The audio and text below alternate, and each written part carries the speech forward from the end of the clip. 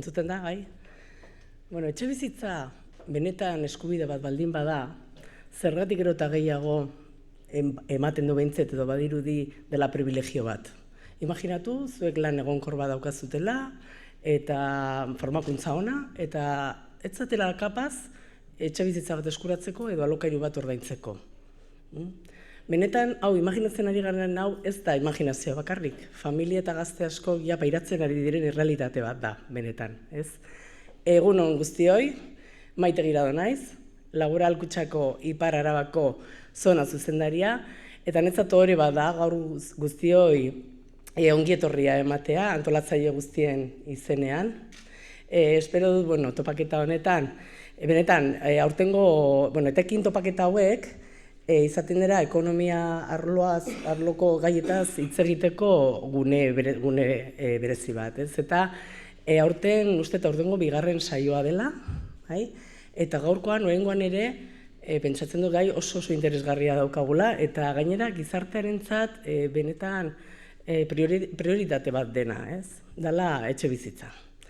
Egia esan, etxe bizitza da gaur egungo kezka sozial eta ekonomiko nagusienetako bat. Eta azkenen ze pasatzen da, prezioen igoera, etxe bizitza lortzeko zailtasunak, etxe bizitza eskasia, horrek ematen du eragina dauka azkenen pertsonen bizi baldintzetan, baita ekonomiaren egituran eta baita gizarte kohesioan ere. Ez da gainez soilik ondasun bat, ez da bakarrik etxe bizitza bat, etxe bat, da pertsonen bizi baldintzen edo ongizatearen eta etorkizunaren oinarria.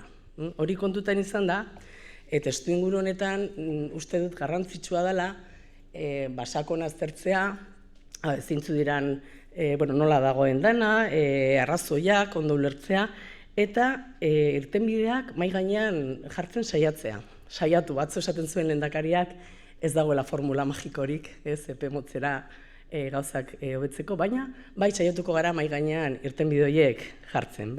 Eta horretarako gaur 3 hizlari aditu ditugu, eta arlo desberdinetakoak direnez ikuspegi osagarriak eskainiko dizkigute. Nik uste dut saio oso interesgarria izango dela, eta jorratuko ditugun gaiak azkenen izango dira prezioen bilakaera, nola gaur egungo erregulazioa eta legeak nola eragin duten, etxebizitza eskasia, eta baita kontutan hartuko dugu pixka bat, etorkizunerako ea dauzkagun pizgarri edo neurri batzukea azaltzen diren, ez? Gai konplexua da, baina sai uste oso interesgarri izango dela, eta aberasgarria eta gainera oso baliagarria hausnarketa partekaturako. Eta benetan gizartearentzat hau etorkizunerako erronka oso garrantzitsua da. Eta erronka horretan azken finean denen konpromisoa behar dugu hau hobetzeko.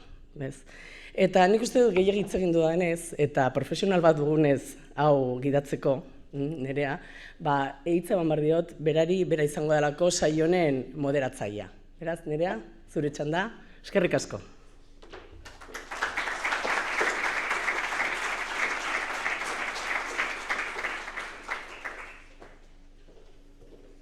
Egunon guztioi, eta eskerrik asko Maite, egin duzu sarrerako bat oso borobila dagoeneko, eta gutxi gehiago dago gehitzeko, atariko honetan, ongi etorri, guztioi. Ziur, areto honetan gaur hemen gauden guztiek eduki dugula elkarrizketa hau inguruko norbaitekin, lagunen batekin, senideren batekin, seme-alabak, bilobak, ezinezkoa da, gure herrian emantzipatzea, hori askotan entzun dugun esaldia da, ez da.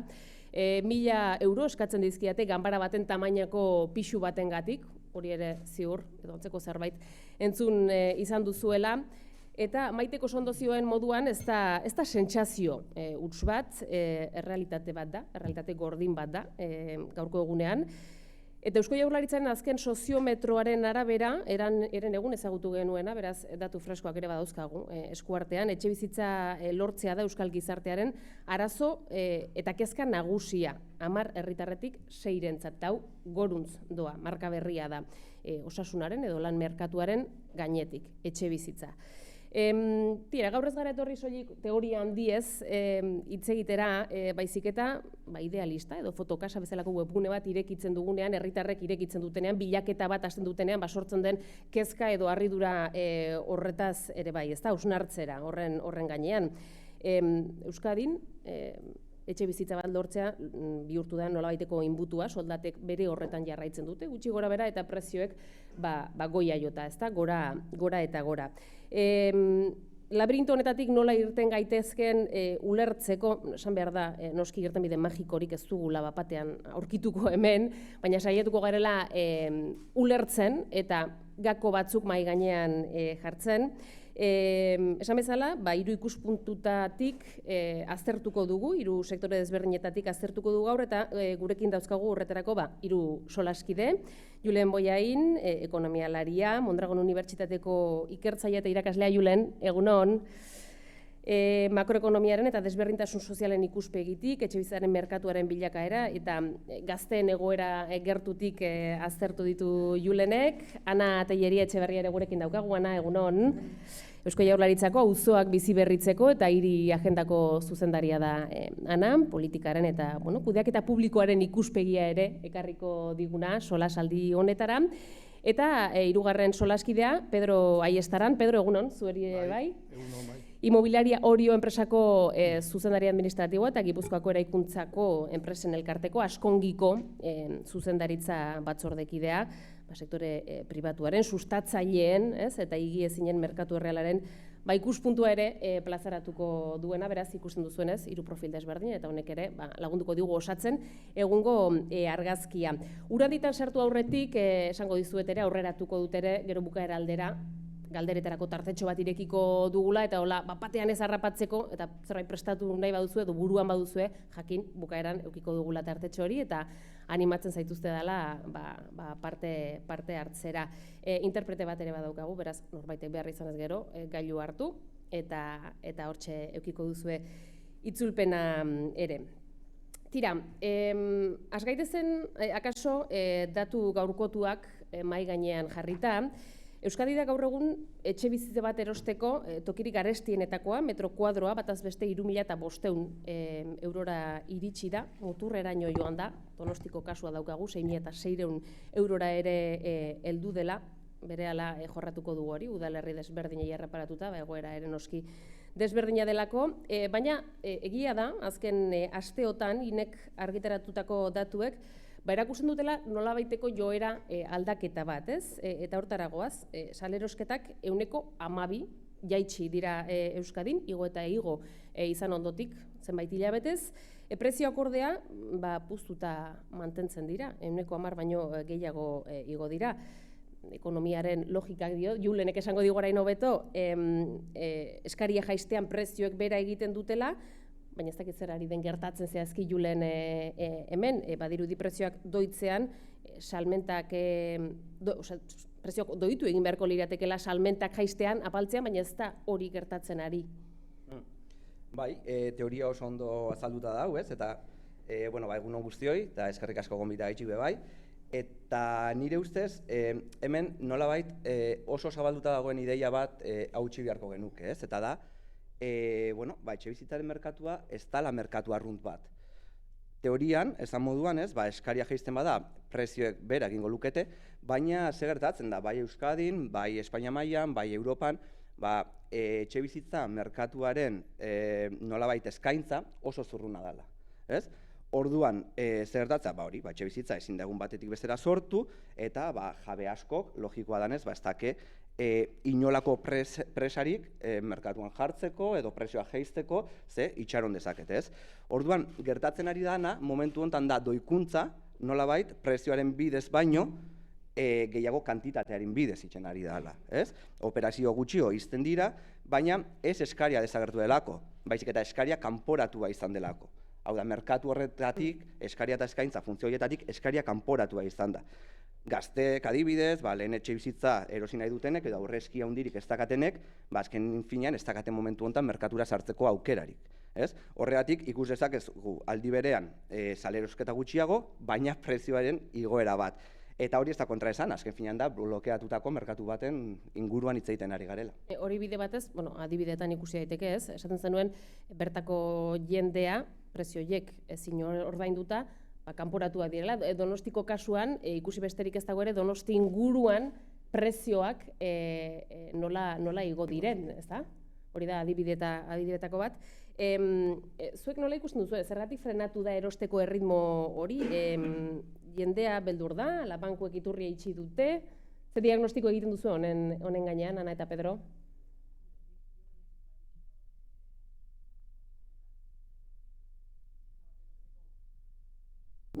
Gertu xeago, kaso, bai.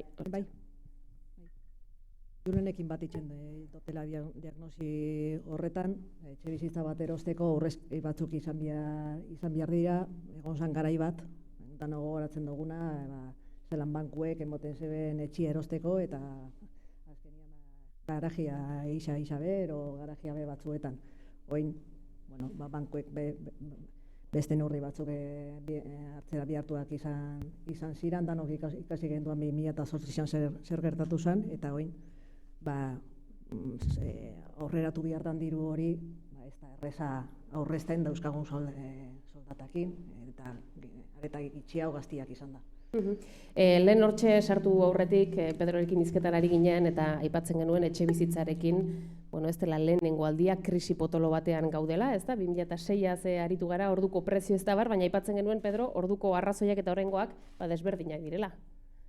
Bai, ez da, egun horrena, hor, datu hori oain, salerosketa kopurak etxin dela, pixka koiunturala da, lehen urteko martxua eta aurreko urteko martxua konparatuz. Urte guztiko hartze balin bezu, 2025 Euskal Herri mailan jointzen eguneko 14 jotzen.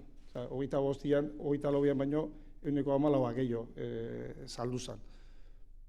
Momentu honetan sensazioa dola bai pixkat, agentzik eta zate iguenak inda hori, pixka geldixo daula, bai, ala emateu. Horrek geho presioa gintzekarriko, hori ikusi mekoa, guain dikan, ez? Baina egoera ez tekaz ikusi 2006an. 2006an, guk promotore geneukan finantziak eta banketxeko asko daude, eta finantziak eta oso erresa zan, lurzoruare finantziatu ite ziguen, 180, oain dik lurzorua finalistak etzianak, esan nahi, oain dikan eraikitzeko 3-4 urte faltazian zoruak eta finantziatu ite zian, erosliak 100 finantzatzen zuen, orduan, hori zan, barra libre. Eta horrekarri ziguna. Eta geho neurri sartu zian, berandu, beti bezala, sartu gertzi baino berandu, orduan geho horrek banik zulu handi joan zigun, eta bilatu ginen, 2013an, orduan bai prezioak etxiziala. Orduan bai prezioak etxiziala, erdiraino leku askotan. Oraindik herri batzuk daude, ez duela berreskuratu 2006ko prezioa. Donostin eta bai, pasada, Zarautzen ere bai, baina barruko herrialdetan, oraindikan, Ibar baten, Elgoibar baten, 2006an entzian prezioak oraindik ez dira. 20 urte berandu hor, egondan IPC-ekin da hori, ez dira prezio horietara iritsi ez. Orduan noain, ez da egoera berdina, finantzak eta aldetik eta bankuk eta orain, asko ortodoxiara bueltatu geha ez, eguneko 80, baina balakin eta igual lortzea da eguneko una, oso kasu berezitan, baina 180 lurzorua gu finantzatu behar dugu, gu lurzorua finantzatzeko ez daiko binuko finantzaketarik, hori gure poltsikotik, o jun behar du, o permutekin, o lo que sea, egoera ez teka, netzako egoera oso ezberdina da. Bueno, diagnostiko honetan badago funtsezko gauza bat, sarreran ere aipatu duguna, etxebizitza eskubide bat dela, eta ez privilegio bat, baina azken boladan gehiago, dirudiela privilegio bat, eskubide bat baino, ezta? Aipatzen genuen gazte askok lan egonkorra dute, baina ez dute sarrerarako eskatzen zaien diru hori aurreztuta, ezta? Batez beste 60.000 euro inguru izango lirateke, datu bat emango dugu, 290.000 euro Euskadiko etxeen prezioa, Observatorio Vasco de Viviendaren arabera, hori bataz besteko prezio, beraz, eskatzen zaie, hori 60.000 euro inguruko bataz besteko aurrezki hori izatea. Euskadin etxe bat erostea, herentzia edo familia laguntza duten gutxi batzuen privilegio bilakatu alda. Galdera hori nik uste askok egin dugula, ez da, Julen? Bai, eta argi eta garbi, eta honek gainera gisa da, nolabait gizarte arrakala ahonditzen dagoela, ez? Eta arazoa ez talako momentu hontan bakarrik lan eukitzia hau ez eukitzia, ez? Urte luzez, gazteei, eta gazteak ginen okoin dela urte batzuk, ez? Esaten ziguten, nolabait, asko ikasi, lan egin, esfortzau, lan egonkortasuna lortu, eta horrekin azkenean etxebizitza bat bermatuta edukiko zenuke, orduan familia bat eduki ahal izango zenuke, eta azken finean zure bizitza proiektua aurrera ataratzeko gai izango zinake, ez? Baina, egisa da, gaur egun, hori guztia izan da ere, askorentzat, etxebizitza bat erosteko pausu hori ia ezinezkoa da, ez?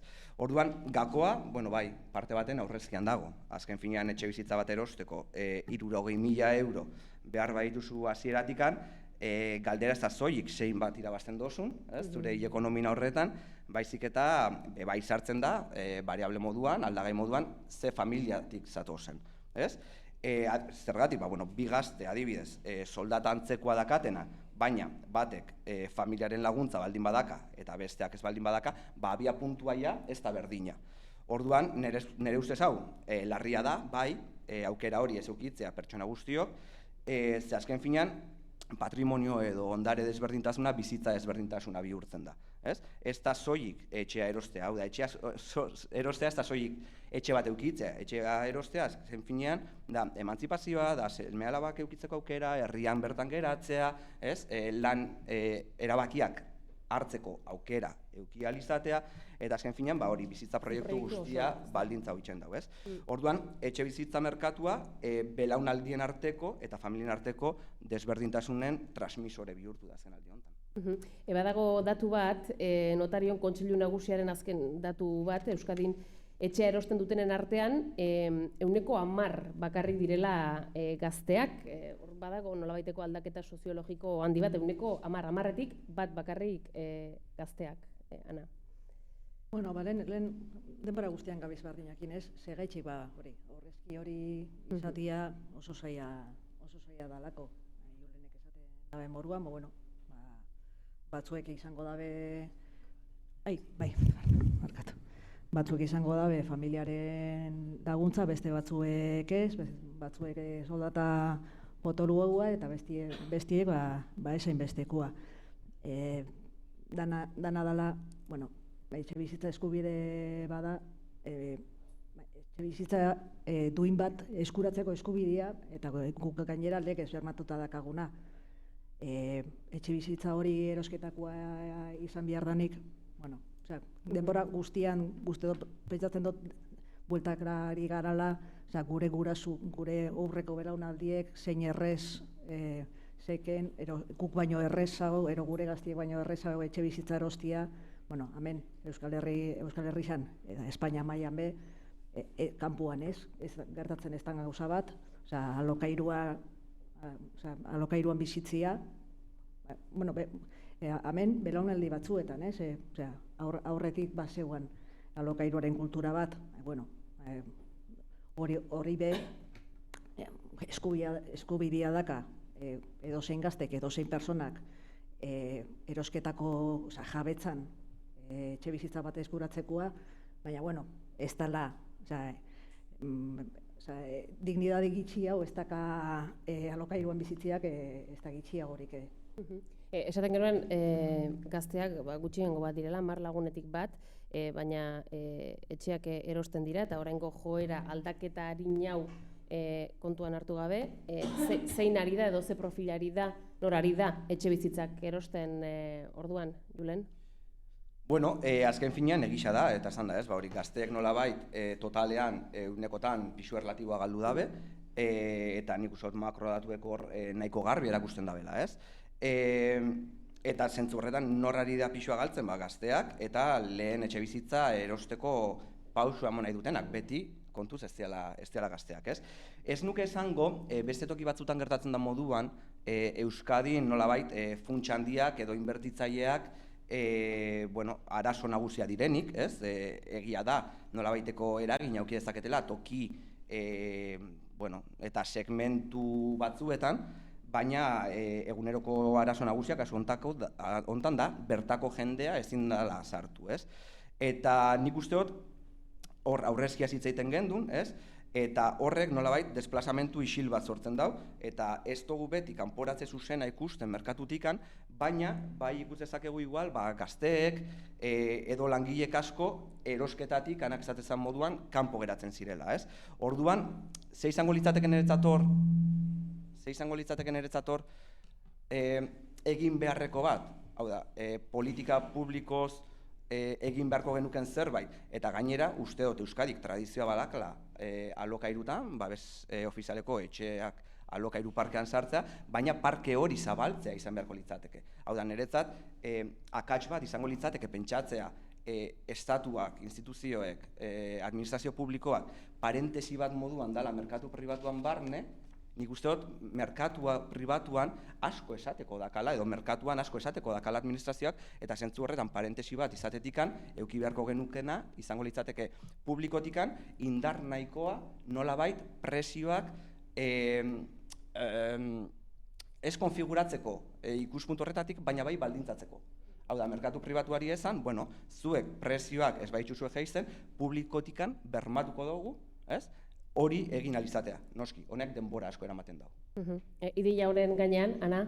Bai, Eusko Jaurlaritza espaldi da bila, gure promozioak soilik alokairuzkoa dira eta pribatuen esku geratzen dira erosketakoak, guk uste dugu alokairuak alokairuarekin bermatzen dela etxe bizitza duin bat eskuratzeko eskubide hori, gainera Julenek esaten daben moruan horrek bebai eragina dakala merkatuan, eta gure indarrak hortan jartzen ari gara. Salerosketen 90% gaur-gaurkoz, gehiengoa, bigarren eskuko etxeak dira. Honi lotuta, sektoreak dio ez dela obra berri nahikorik egiten lur falta edo material garestiengatik, udalerrik ordea diote lurra egon badagoela, baina promotorek errentagarritasun handiena bilatzen dutela, hortxe, bi bertsioak ez da, bakoitzak bere aldetik defendatuko duena. Pedro, zuri galdetuko dizut kasu honetan, oski, lur falta da, ala sustatzaile promotorei etzaizki kontuak ateratzen, zein da arazoa? Nik aurrena bi gauza esan nahi ditut hola pixka, bi mezu, etxe erostia beti izan da zaila. Ez da oraingo kontua, gure gurasoentzako ere zaila izan zen erostia, guretzako ere zaila izan zen erostia. Izan da beti bizitzako inbertsioa, hori horrela izan da beti. Oain zaila da, bai. Zailo da, oain beste mezu esango, leku batzutan gehiago eta beste lekutan gutxillo. Donostin oso zaila da. Donostiko gazte batek Donostin etxe erostia oso zaila da. Zarautzen, nire egilan, oso zaila da. Eibarren, zure egilan, errexo. Zoraluzen, errexo. Ez da merkatu bat. Euskal Herrian ez da merkatu bat. Herri bakoitza merkatu bat da. Oso desberdina. Herri bakoitzean arazo oso desberdina daude. Barruko herrialdetan, adibidez, alde zaharrak eta zarkitzen nahi dira, etxe bizitzak eta berritzeko zailtasunak daude, normatiba ikera rigidua da, orduan etxe horiek eta jendi hortik ateatzen nahi da, etxe bitan, azkenen oso zagitu da, merkia dira, jende tokina zartzea, herri bakoitzan, arazoak oso ezberdinak dira. Herri bakoitzean, ez da dan leku danetan berdina inber. Igual, Zarautzen inberdana ez da Eibarren inberdana, oso Lalutzen inberdana, edo Gasteizen inberdana. Nahi duzietait, hausnarketa izan behar duela asko zabalo, eta inberdala, hori herri bakoitzea, da horta plan generalak, eta herri bakoitzea plan generalak, eta eske, gero guain zertzea gaiz, lurreko historiontan. Lur bat desarrollatzea, emate eskigu minimo 7 urte. 7 urte emate egunen, danok guztua gelditzea, ez 7 urtetan. Kiston da lortu dut, ez. Eta batzutan 10 urte, eta 20 urte ere, bai. Atzo beste pomoteratzen nintziten, da guri, enpresa txikiak gea, damazki lur baten horion 20 urte baino gehiago. Baina behir Donostin dabiltza, beste 20 urte baino gehiago, beste lur bat ateratzeko, osea. Eta hori 20 urte pasatzen bali behituzu, dirua sartuta, pentsa zazu, eta horrek, plan general bat aprobatzea da, udaletxiaik uste zaio 5 urte, plan general bat aprobatzea. Baina gero plan generalatak gero dago, plan berezila o plan partziala. Eta gero leheno paua zegoen pauak endu du, bentsat pauak endu du. Bueno, baina konbenio da kasu, parzelazioa, proiektu urbanizazion. Gauza bakoitzean, alegatzeu epiak, geni alegatzeu, batzutan epaiketara ere bai, informe sektorial, plan bakoitzean bere informe sektorialak, batzuk Gasteizen, beste batzuk Diputazioan, beste batzuk Madriden, beste batzuk Oviedon, beste batzuk ez da inun, etortzi alako baten, 3 hilabetera, 6 hilabetera, 7 da, gai jintzuena ez du ezer aportatzen bidean, baina inimerdia, hor da, lur bat ateratzea momentu enten, erdera esatea ez un acto heroiko. Ez da, gu lortzia lur bat orain, etxebitza iten azteko, ez un acto heroiko. Eta gure sektoreko jendik egiten dituzu, eta dando gaude honean, bilera bat, azken alionetan dikitu nik, azkeneko 2 astetan, igual 5 udaletxetan bilerak. Danetan berdina da, udaletxeetan goguak nahi du atera, baina bilatzea administrazioakin. Beak administrazioa dira, baina administrazioakin, normatibakin, planeamentuakin, danakin bilatzen dira, teknikariak ere daude honean, lanpiladakin, hori. Eta gero bai, leku batzutan bai, gertatzen nahi da, pixkat, ez diala rentabliak. Herri batzutan gertatzen nahi da, deke zu saltzia dakasun preziotan, kostiek ez dizu ematen. Zu gaztezu, barrukaldeko herri aldetan. Zu gazkenen etxe bat konstruitzia, gaztukin danakin, 100.000 eurotik gora balin bazuaz, herri batzutan, hori lurra erosi gabe, eta urbanizatu gabe. Koste puro, zaten bezala, konstruitu, urbanizatu, eta arkitektok eta lizentzik eta ordaindu. Lurra gratis, baina lurra gratis, bakio ez dala, lurra biak gratis ez dizu lurra emango. Eta urbanizatu ere, gratis ez da, eta urbanizazioa, gaine Euskal Herrian, urbanizazioa oso zaila da, oso garestila da. Porque dakau, estandarrak oso altu dazkau, eta gainez lurzoruare ez da laua, kitandu Araban, igual hemen laua da, baina Gipuzko alden behitzat, lurrak ez dira erresak konstruitzeko. Orduan, koste atletikan da, hemen bali mazaude, eta ezin bali mezu saldu, hau baino gaiztillo, ez dezuiten. Porque azkenen gauza da gutxi irabaztia gutxixo, baina ez da dirua galtzia. Gainez dirua galtzia, esaten bezala, dezake jakin dirua galduko ezula. Aziratik, gero, gauza gertatzea pentsatzula iraziko zula, eta galdu itezula, baina dezake, balin bakizu galdu ingozula, ez azten. Hor badaude, horretik esaten leku bakoitzean gauza desberdinen behar daula, zatik estandarrak eta urbanistikoak berdin-berdinak dira, Zarautzen Eibarren, 115 berdin da, Zarautzen Eibarren. Lagapenak egiten berdin dira, leku banetan. Bain urbanizablian pixkak etxin dira, lege berriak da, urbanizablian pixkak etxin dira, laguntzeko urbanizabliak eta martxak hartzen, urbanizablia asko etzian martxak hartzen, porque estandarrak egin eta etzian biabliak. Entonces, nik esan, el 75% de cero, el 75% de cero es cero. Y el 55% de 100 es 55. Zena jo, 55 o 0. Bueno, eta urbano askotan gertatzen nahi da, regenerazioan zaude. Regenerazioa, oain dakaun, Euskadi mailan dakaun, erronka hundienetakoa da regenerazioa. Erriketa regenerazioa, kaskuak, alde zaharrak, industria alde zaharrak gelditu dira, etxebizitza zaharrak, Regenerazio hortan ez da inungo launtzen. Zero. Osea, rehabilitazioan bai, baina regenerazioan ez. Genei horrek txokatu ite, horrela da.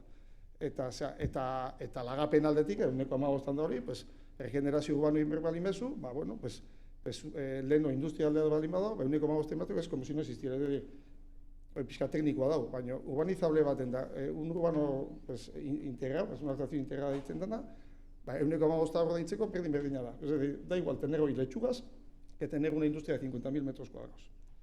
Orduan, alde hortatik ez da hori inongo laguntza. Gero, regenerazio inber balin bada, etxe zarrak eta bota eta berri jakin eta zea, hor fiskalki ere oso penalizauta dago. Porque, azken zugitezu permuta bat diteko, realojo bat diteko, inberzu bere etxe erosi, eta gero berak bere zuri etxe erosi, zu impuesto apatzezu, bere impuesto iba apatzeu, bueno, ez da, pixen horretu nahiz, baino zeltasun. Pedro, hola, elementu interesgarri batzuk, anari por alusiones, ezarriko dizkio denak mai gainean, guazen igual pausuz pauso, batetik aipatzen genituen bi elementu nagusi, batetik burokrazia astuna, ez da, Pedrok aipatzen zituen 5 urte ere itxaron behar izana, gehiago ere kasu batzuetan. 5 urte ondoenian.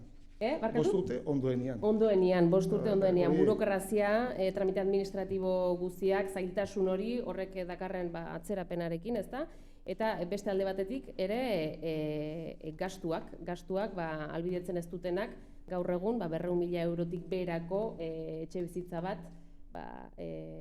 errentagarri izatea promotore batzuentzat. Nola ikusten dituzu bi faktore hauek hastekoana? Pedrokin ados nau, hirigintzarloko audia pila badaola, gainera gero txostena, inguruko beste administrazio batzuetakoak, baina, bueno, gero atzera moduan indozu, udaletxiek keja asko itzen dutela hori, eske beste administrazioak zenbat traba jartzen da, bueno, eurabe administrazio dira, eta joan zen urteko abendua amaieran, Jaurlaritzak proposatuta, baina legebiltzarrak onartu zeban lege bat, hainbat helburukin eta bestia beste, tramite horiek arintzea, bideragarriak esiran lurrak, bideragarriak itxeko estandarrak ikutu ahal izatea udaletxiek, baitxabe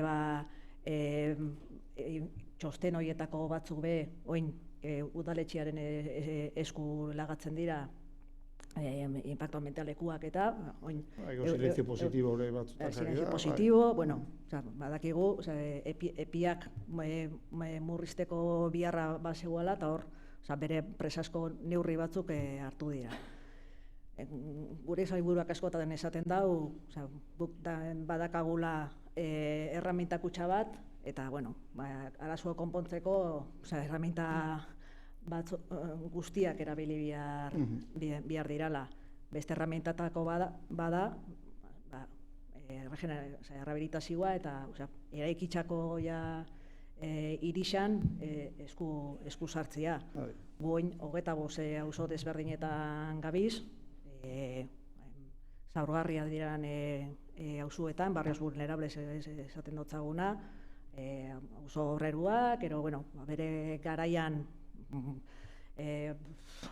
azkar eta kalidade gitxiko etxiak eraiki ziran langileen dako, oso urbanizazio eskasakin, oso irisgarritasun eskasakin, hoien urbanizazioak badaka bizitza bat agortuta da ona, laguntzarik ez da hola, amendakate sailburu gabe, 25 auzo horietan, eta ez bakarrik etxiak, eraikinak efizienteki hobetzeko eta barruko irisgarritasuna emoteko, baizik eta kanpoko irisgarritasuna eta beste hobekuntza batzuk itxeko urbanizazioan 150 milioi eurotako inbertsioa itzen ari da Jaurlaritza. Eta beste alde batetik, aurten sailak daka historian izan daben aurrekonturik handizena 600.000 eurotakoa. Eta 600.000 euro horietatik erdisa dauz bideratuta errehabilitaziorako dirulaguntzak eta erregeneraziorako dirulaguntzak emoteko. Suposatzen duzu promotoriaren ikuspegitik ari zarala berbetan, baina, bueno, gentiari, beste togintasun batekin bere eraikinean eta bere auzuan bizi izaten, beste etxe bizitza baten biharra ez eukitzeko, bere betiko auzua, bere betiko etxe bizitza lagabiar ez izateko, persona nagusiek autonomia bat mantendu ahal izateko, sozializatzeko, residentzia batera joan behar ez izateko, hor, be ahalegin handitza itzen ari gera, eta ez bakarrik, etxe bizitza eraikinetan, badaoz, Eibar, zuk aipatu dozu Eibar, zelan ez dut aipatu behar, baina, adibide moduan aipatzen dut, enpresa taiar utzi dauan taiar baten, utzi dau, leku saldatu dalako, hor, suskidura bizitokiak, alojamientos dotazionala izango dira, udaletxiak berosi dagoen beste taiar bat, eta hor, etxe bizitzak behingo dira. Juzgauzarrian, hor, alojamentu dotazionala, eraiki, jaso, lurra konsumiduz da aukera bat, eta danan biharra dago, ez da, lehen baseuan esaten zebanek, lur gehiago ezin da hartu eta ezin dira etxe gehiago egin, dala gitxia jauzi dira laino horretatik lurrera eta ikusi dabe, etxe bizitza barrizak be, jaso bia dirala, baina, aprobetxau bia dala be bai, eraikita da ona, eta ondo mantendu eta berreskuratu hori, por supuesto. Apur batola, zehazten joate aldera, edo ideia batzu mai gainean jarri aldera, zakit, babes ofizialeko etxeak eraikitzea alden nola baitu olatu hau gelditzeko modu erreal bakarra edo irtenbide nagusietako bat? Bueno, irtenbide bat... Zaitasun, baina jakitearren, tunel honetatik zein izan daiteken ateratzeko modua? Irtenbide bat bada, ez? Eta gainean nik esango nuke Europarekiko Euskadik eta Espainiak dakan gapa handienetariko bat momentu honetan izango litzateke etxe bizitzen parke publikoa, ez? Ehunekotan. Hor ditugu hainbat adibidez, askotan esatea Bienan inguruan hitz egiten da, Austrian inguruan hitz egiten da, baina dakau nolabait herri liberalagoak deitu ditzakegunak bebai, ala nola herbereak eta bar bebai, parke publiko oso handia dakatena. Egia da, anak esate zebana, ez? Nik uste dut bebai, urteetan ziar gehiago eraikitzean nolabait ulertu dala, eta ulertu zuen, baina, ezkerreko alderdietatik edo progresismotikan nolabait sesio identitario bat izango litzateken moduan, nik uste dut jada badakigula hainbat erramita ditugula eta danen arteko erabilera bat izango litzateke soluzioa proposena arazo honi erantzun bat emoteko, eta dudabarik esan moduan etxe bizitza babestuak eraikitzea balio dau, eta balio dau diseinuaren arabera. Egisa da, etxe bizitza babestua lurzoru publikoarekin, finantzaketa publikoarekin, edo alegin publikoarekin itxen baldin bada, baina gero merkatu librera pasatzen baldin bada, hor arazoak ditugu. Egia da, nik hor esango nuke Euskadik lanak ondo egin ditxula zentzu horretan, normatiban aldetikan, legislazio aldetikan, eta momentu honetan uste dut 3 erkidego daudela bakarrik Espainia mailan, 3 autonomia erkidego zeintzutan babes ofizialeko etxeak kalifikazio permanentia dakela, eta ezin diela pribatura jun, Euskadi hau 2003tik badaka bere normatiban, eta uste dut hurrengua izan zala Balearrak 2018an elauk zerbait, orduan hor bai aurreratuak gara, baina, oindiok, dudabarik babes ofizialeko etxe gehiago beharko genituzken, nahiko bagenuke, nolabait, gure aldameneko herrietan, izpilu moduan euretan behirau eta pausuak orruntzen mon. Bueno, argi dago etxebizitzaren gaia, gaur egungo gaia, gai potoloa dela, eta gai politikoa ere bilakatu da, eztabaida handia dago, eredu desberdina jartzen dira mahai gainean, batetik Jaurlaritzaren eredua dago, aipatu ditugun neurriak eta aipatuko ditugunak oraindik ere, baina eta gaurkotasuna ematearren ere bai honi atzo bertan EH Bildutik proposatzen zuten, euren plana aurkeztu dute, eta aipatzen zuten urtean 1.500 etxebizitza eraikitzea, etxebizitza industrialak aipatzen ziren, honek eraikuntza kostuen 40% jaistea edo merkatuko lukeela ere argudiatuz. Etxebizitza industrialak, ze etxebizitza motaz ari gara, zer da etxebizitza industrial bat hasteko, Pedro? Ba, seguru ez da. Hori igual behar. Zer ez badakizu, Pedro? Datu hori, etxebizitza alde bat, Julenek esan duna, Tana esan duna, behintzat, emateu danok adoz gaudela, dek konstruitzia ez da hola gaizki. Garai baten ematezun, efectivamente, etxia igual pekatu bat bezala zala. Bueno, behintzatu hain emateu adoz gaudela danok, etxebizitza itia beharrezkoa dela. Bueno, hori ondo da.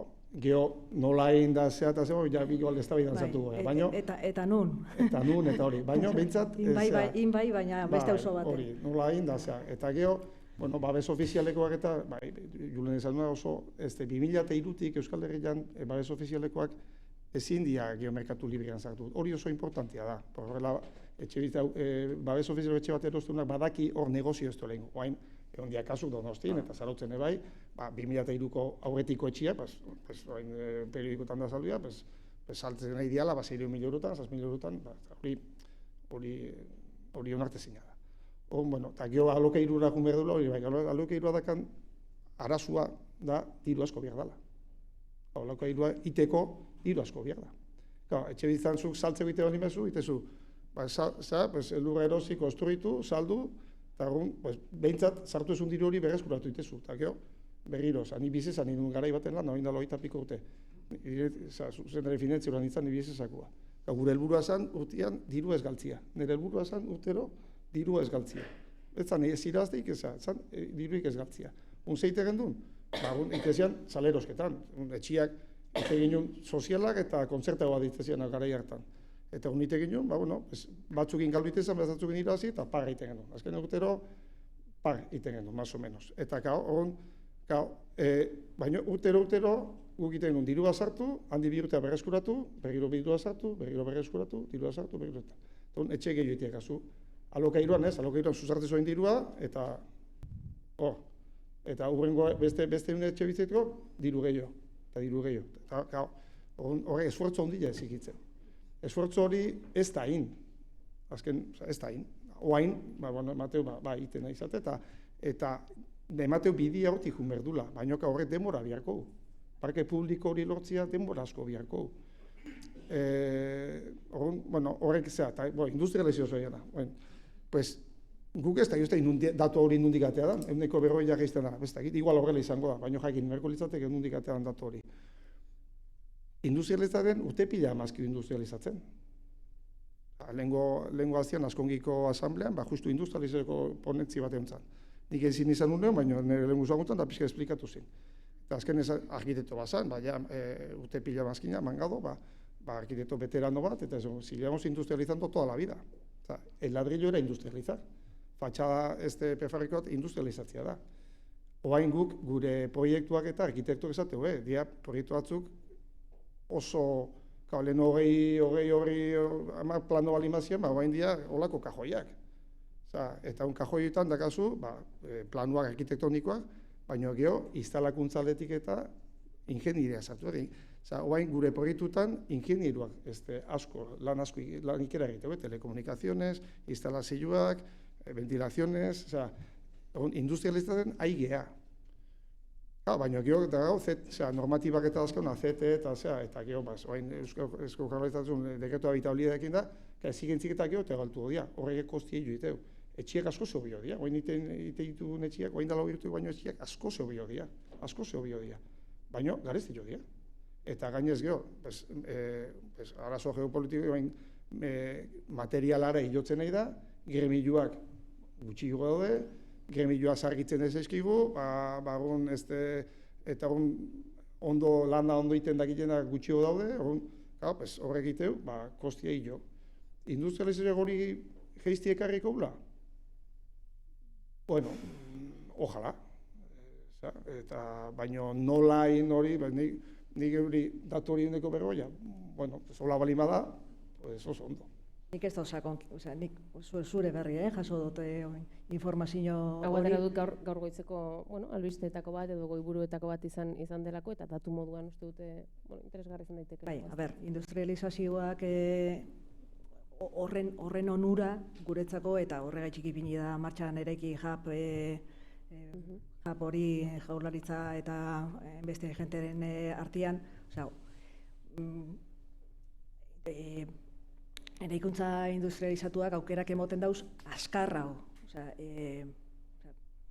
Sakondu behar da hortan, askarrao eraikitzeko momentu honetan, etxebizitza industrializatu bat merkia ez da urtetzen. Kostu aldetik.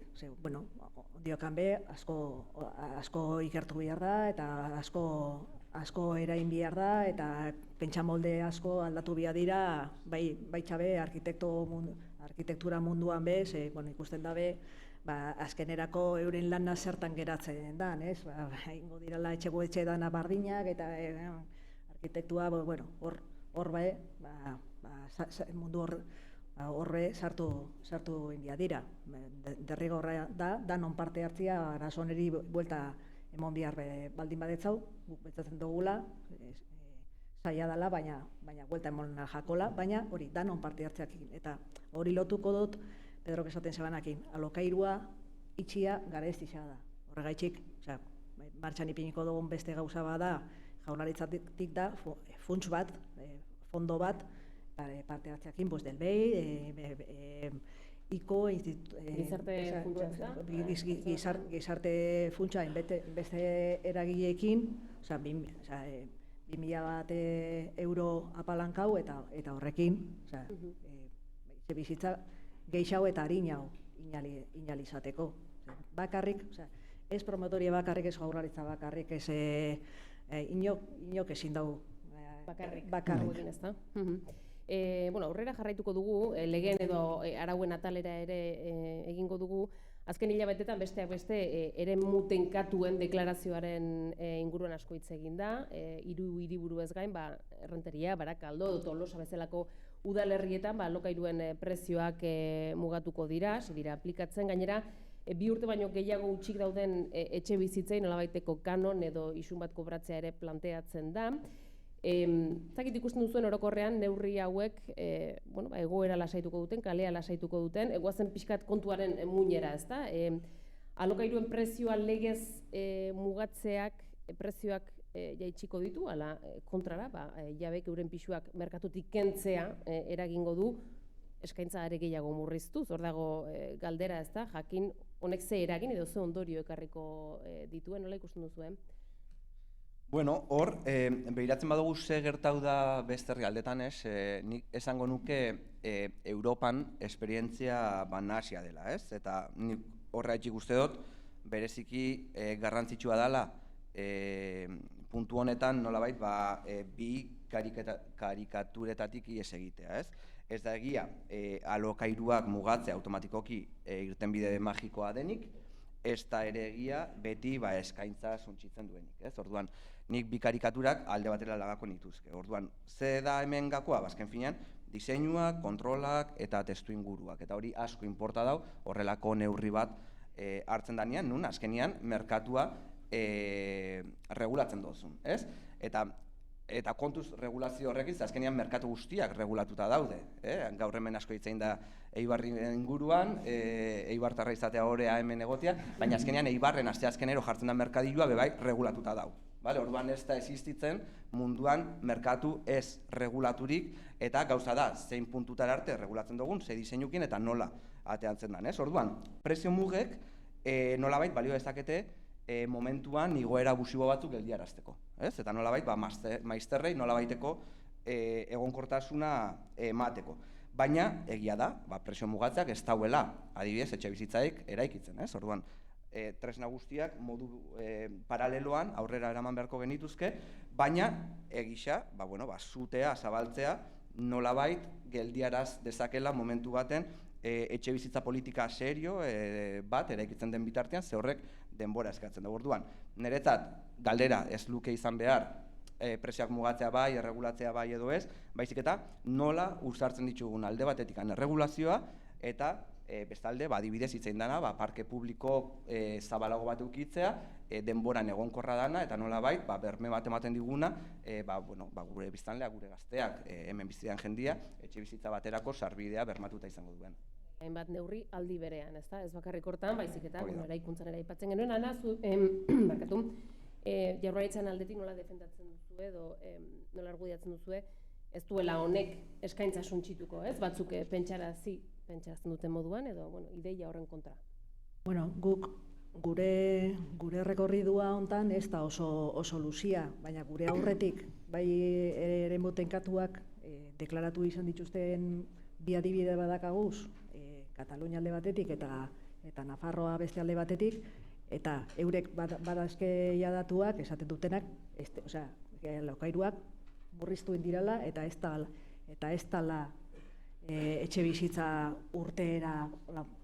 urteerarik gertatu. Guk ondiokan, badakagu susmuak, datuak emoteko, lehen Pedrok esan da bena, dato bakarrakin, denbora pixkatxo pasau biako da ikusteko ze eragin izan da ben horrek Euskal Herrizan. Baina Julenek esate, denbora guztian esaten gabizena, erain bia da, prezioetan, erain bia da, etxe bizitza gutxe mobilizazioan, erain bia da, utzi dauzen lokalen erabilera barikuak horreri laguntzen etxe bizitza bihurtzeko, lebantiak, 11 tresna eta gehiago urtengo dira, seguro, eraikitzakoa hobeto aprobetxatzeko eta aprobetxatu barik dauzen lurzoruak, guk darabizkigun datuen arabera, Euskadi mailako planeamentuetan badaoz, paperian 75.000 babes ofizialeko etxe ez diranak itxen, seguramente lurzoru horiek bideragarritzak ez diralako. Eta gainera borrezia pila bat, ez dakiz horrek arintzeko, neurri legiak aldatu, eta, itxen dan lurzoru reserva estrategiko bat, eta hor, Jaurlaritza prest dago, hartzen daben lurzoruan, aztertu eta aldala ereiki.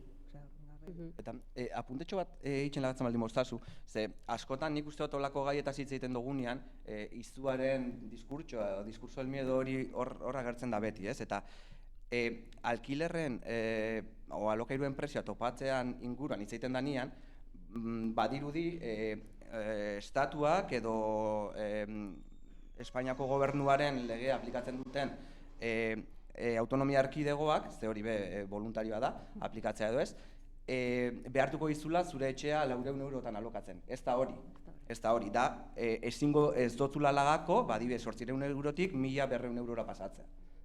Orduan, ez kontutan eduki bihou eta norbaitek esan dezake.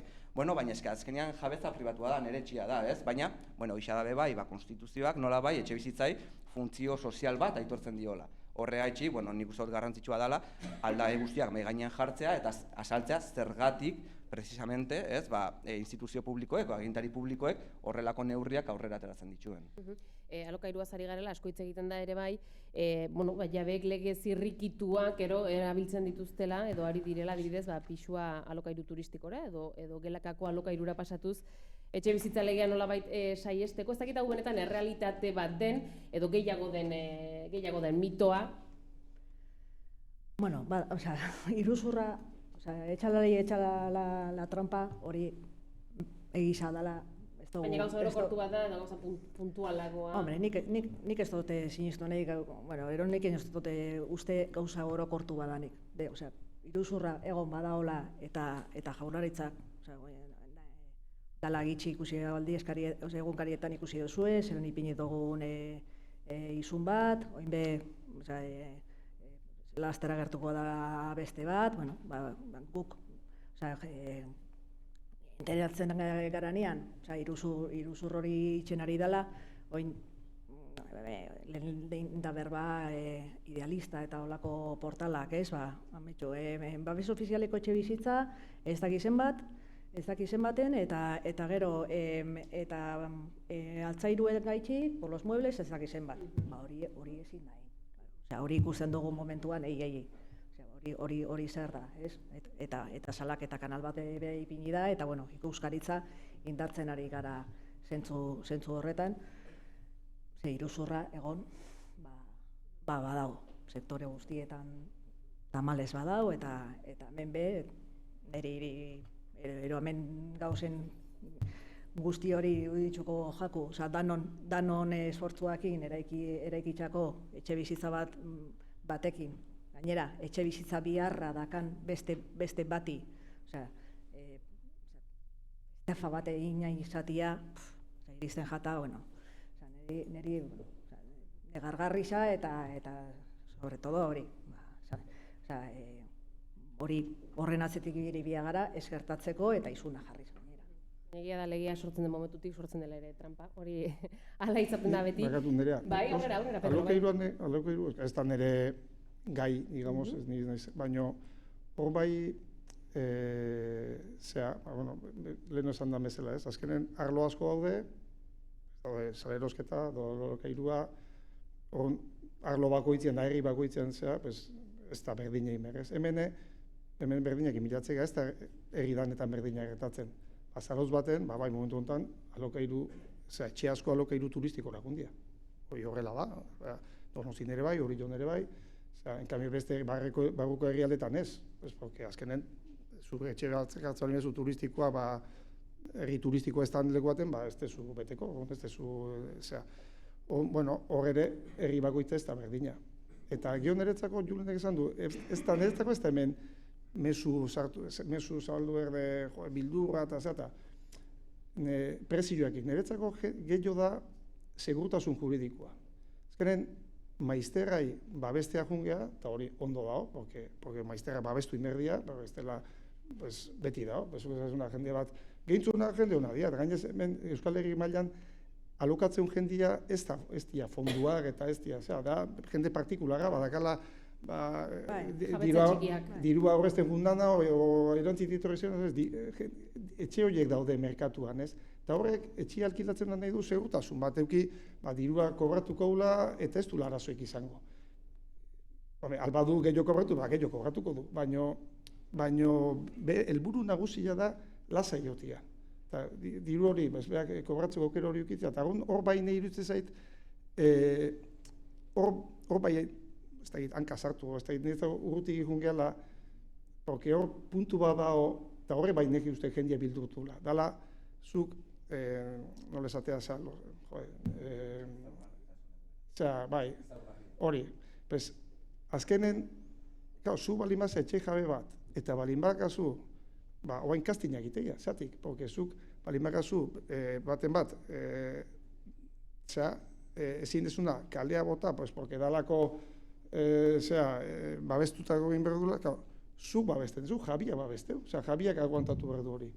Eta hori arrazo sozial bada, hori ez luke etxe bizitzak, etxe bizitzako merkatuak hori soluzionak, sino que zerbitzu sozialak niretzako, pertsona horrek, diru eduki, alokairu apatzeko, nola batxe ezin du gainiz jabian gain jun hori. Baina hori, ez partikular eta geho funtzak eta jartzen hori badia, alokairu biten, funtz horieke ez duen nahiko alokairua ez kobratzia. Porque behar diru bakarri behar, diru horrek behintzat errentarritzen dugu, buelta soziok erreko. Eta errente, batek ez nola dazkazun hemen, eunetik, 20, ez duena ordaintzen, eta eskubidea daka ez ordaintzeko, orduan ez du jende egin bertituko. Inbertsioak seguridade behar du, baina inbertsio pribatuak eta publikoak ere bai. Porque ezin du nahi guke ametitu publiko ez, bueno, Eusko Jaurlaritzako fondo bateko diru bakartzia, eta gero, han bizitzen daunak, ez ordaintzia. Nola ezin deten ordaindu, ez dut ordaintzen. Bakit ez da hain simplia, baina hori gertatzen eta famili batek laguntza bihar baldin badu, ari lagundu inbertzaio. Baina lagundu bertzaio, beste arlo batetik. Hortara joango gara aurrera egitearen eta bueno, denbora ere agortzen ari zaigulako konponbideetara edo dauzkagun tresnetara, ezta? Jaurlaritzak bat ditu, hainbat programa martxan dagoeneko, batzuk aipatu ditugu. Gaztelagun, Gazteabal, bateo bat aipatzeko denbora ematen digun, baina zuk aipatzen zenuenaren arira, Pedro, jabeen berme hoiei helduz, badago bizilagun programa, Ana, Jaurlaritzak alokairua kobratzea bermatzen diela, esango dugu, eta zerga abantailak ere eskaintzen dizkiela jabei, euren etxeak utzik utzi ez dizaten, baina arriskua zero bada, eta paperean ala dirudi, zergatik jarraitzen du egoten hainbeste etxe huts, zergatik ez da jabe gehiago animatzen programa horretara. Nik lehenengo eta behin gauza bat esan nahi dute.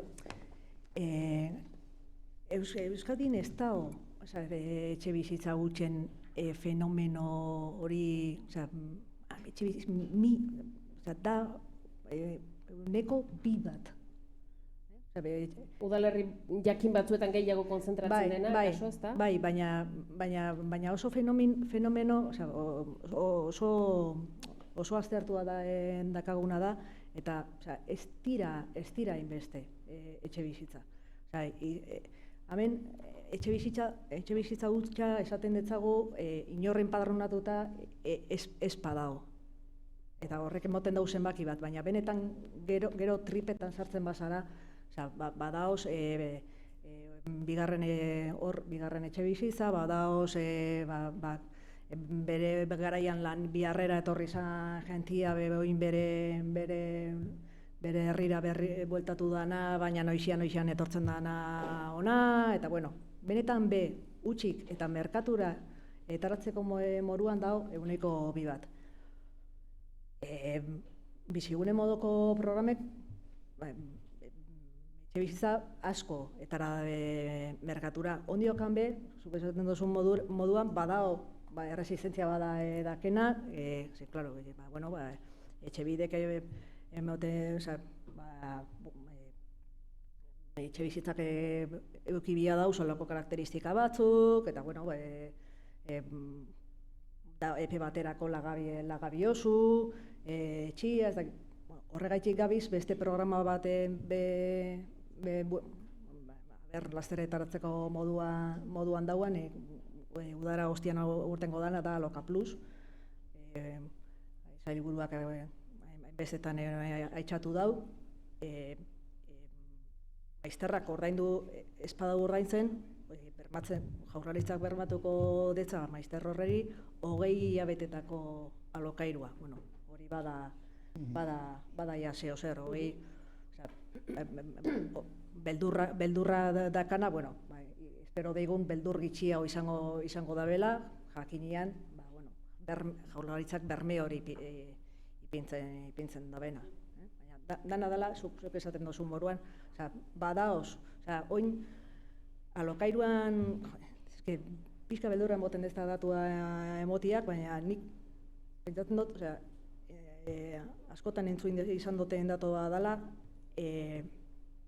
Euskal Herri mailan alokairuan bizidan 150 batek badaka edo PCV, PCV oine ez da deitzen, prestación de vivienda, ero AES, ero Gaztelagun, ero Emantzipa, olako diru laguntza bat, alokairua ordaintzen laguntzen dotzana,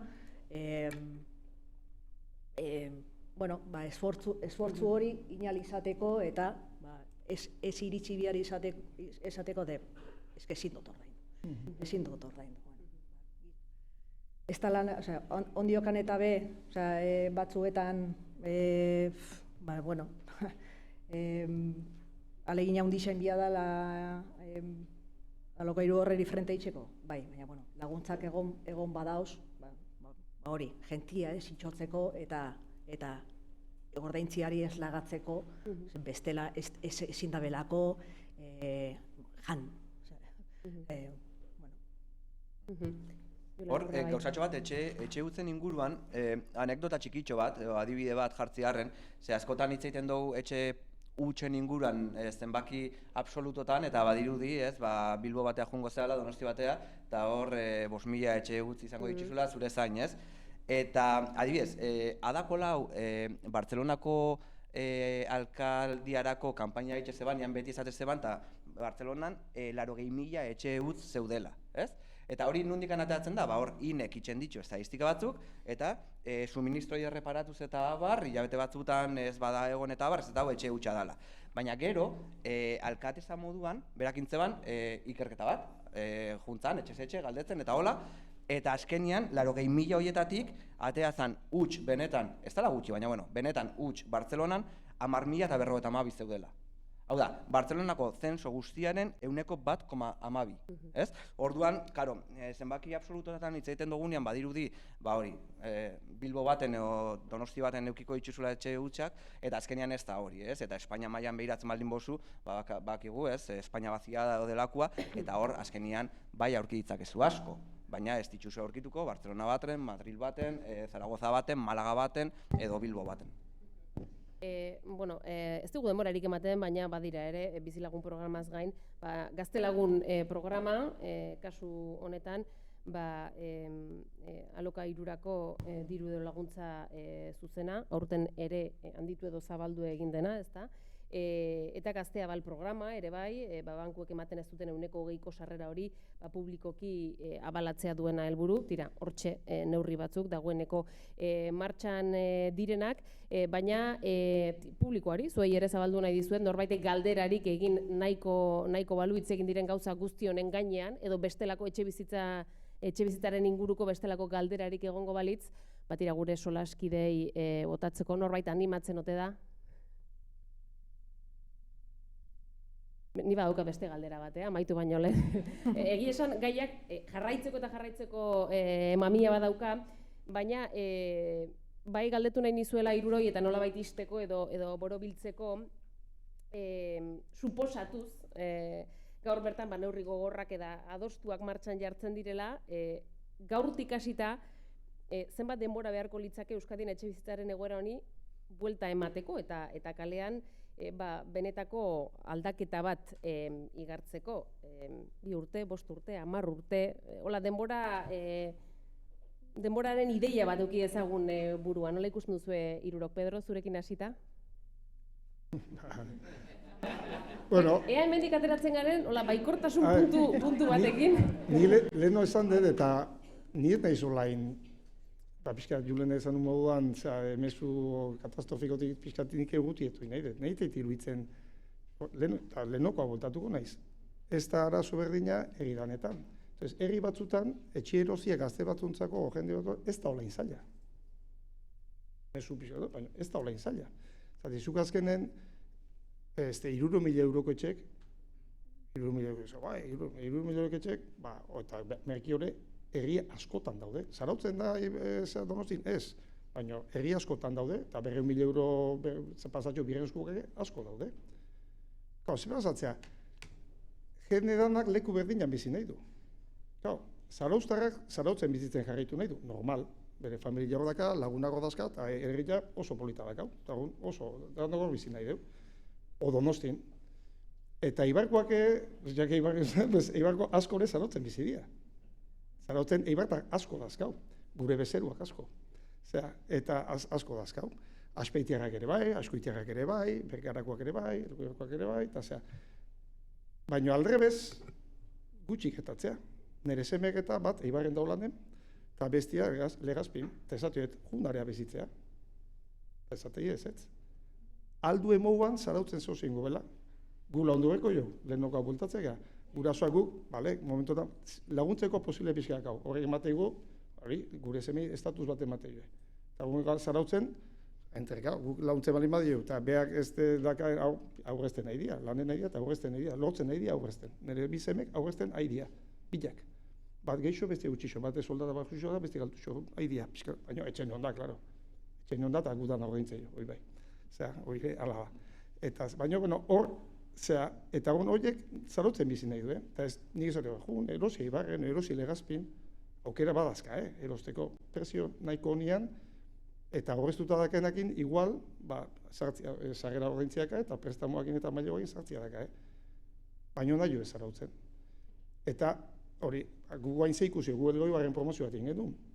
Eta, bueno, danak, Elgoibarko jende erosi gu. Etxe danak Elgoibarko jende erosi izkio. Ez dut bat behar euki, kanpokoa.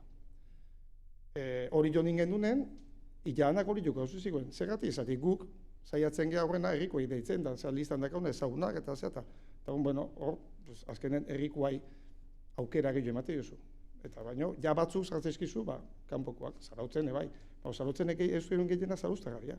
O provintzikoak. Ez ditu zango ja atzerritarrak, sino que gehien da zaruzkoak eta provintzikoak. Hor bai, zarautzen zartzeko laguntzakin, eta hori dana. Baina, arazoare hori da, azkenen danak leku berdinen bizi nahi duela. Espainia mailan ez erretatzea, danak Madridak nahi duela. O hiriburuta. La Espainia vaziada.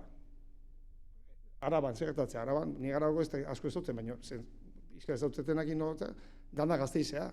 Duz, Gasteizen etxe bizta, behitu zenbat terreno da, etxe pila bat india, baina alare, eskaera da, baina beste herritan, lauta dan eta pentsatzet, prezioetan nahiko merkeko ongo diala. Baina, ez. Vale, ez. Baina, pentsatzet Gasteizen baino berki ongo diala, pentsatzet. Ez da, pentsatzet. Baina ez denet, bada hola aukera, ez denik hori. Baina arazua beti ongoa, etxe biztan arazua lehen, etxe bizta erosia beti izangoa zaila. Beti izangoa zaila. Egia alokairuak indagoain, alokairua bai asko jo dialare bai. Bueno, bai. Baina nik espero dut, 10 bat urteetan, pixkat. Bueno, hortxe, 10 urtetxo, hor bota duzu, Ana eta Julen zuek nola ikusten duzuen, denborari erreparatuta, eta nola baiteko baikortasunez ere begiratzeko tartea ikusten duzuen, etorkizunera begiratzeko tartea, gutxienez, eta txarraren barruan honek gauzak mugiarazi ditu, Julen. Bueno, lehenbizi zemiai esan, Eibarren ongi etorri izango dela, inolako arazo barik, Besoak zabal-zabal. Oso guztua, Egiza lanen da, jendi egin da oso guztua. Oso ondo biziko dela. Eta gero, nik 3 denbora bereiziko nituzke. Alde batetik, epe laburra, urte bete, 2 urteren buruan hor, nik uste dut, erabaki irmoak hartzen jarraitzen badira, eta norabide honean baldin badoiaz, nik uste dut, nolabait alde batetik, alokairuen igoera abusiboak geldiarazi alda, pixkanak etxebizitza mobilizatu, eta pauso batzuk jarri etorkizunea, nik badakit epe labur honetan ez dela arazoa konponduko, baina bai nolabaiteko arnaza eman dezake gizartearen parte bati. Gero, epe ertaina jarriko nuke, 4, 5, 6 urte bitarte horretan, nik uste dut hori aldaketa serioagoa nabaritzen az gaitezkela, gehien bat, nolabait, alokairu eskuragarriko parkea benetan handitzen hasten baldin bagara, baina hor, ez da optimismotik aneo ez, baina nik uste dut da nahi buelta emon, arazoari buelta emon nahi baldin badiogu, seguramente 2 hamarkadako politika iraunkor bat eskatzen duela honek, ez? Etxe bizitza politika badakigu motela dala, azkenian eraikitzen da poliki, prezioekin inertzia handia daukate, eta gaurko erabakiek urte batzutara urte batzuk behar ditue kalean ikusi ahal izateko, eta niretzat horregatik eta amaitzeko garrantzitsuena etxe bizitzan inguruan hitz egiten geanean ez diaz titularra handiak. Niretzat garrantzitsuena ez da 1.000, 1.500, 2.000, 5.000 etxe bizitza erekiko ditugu urte bakoitzean, eta hori titularretatik irtetzen nahi, baina alderdi politiko guztiak itzen ditue titular horiek. Niretzat garrantzitsuena da adostasun politiko eta sozial sendo bat eraikitzea. Eta netzat hor dago arazoa, ez? Mai baten eseri begea, ikusi badu gure herria alde batetik, ekonomiatik, nun nahi dugu lehiatu etorkizunean, baina etxe bizitzan bebai, ze etxe bizitza politika eraman nahi dugu aurrera, ez? Ze azken finean, nik uste dut etxe bizitza ez genukela ikusi behar inbertsio aktibo modu gisa, baizik eta azken finean, bizi proiektuak garatzeko baimentzen digun aktibo edo eskubide hori, ez? Eta netzat hor dago gakoa, kontsentsu politiko eta sozial zabala lortzian. Horre bakarrik mugieraziko duelako guztia. Ana? Bai, bani Julenek oin esan berri da benakin guztiz ados azaldu nahi dut. Batzueri kostanik jakue gehiago, etxebizitza arazo basala, arazo horri eustia, beste batzu bagabiz urtetan hori lantzen, nik uste dut, dano batera bagabiz eta bai alderdi guztia, bai administrazio guztiak, eskuzabaltasunez, nire lurra, nire etxia, nire tekina, interes pila bada dauz jokua, claro, eta legitimua da, dano buria defendatu nahixa, baina egunkarietan ikusiko zenduen aurrekoan be, Riberas de Loyola zen be, zelan urten da ben. Bai, bia dira etxiak, baina auzo honetan ez. Ze jende klase ekarriko dau, hemen itxen baldin badira babes ofizialeko etxe bizitzak. Bueno, babes ofizialeko etxe bizitza, ze jende joango da? Igual, zure semia. Horreko sailburuak esaten zean. Hor manifestaldi hortara joan zan jentiak gero, afaltzeko orduan ze esaten dotza semiari ero hilobari. Bai,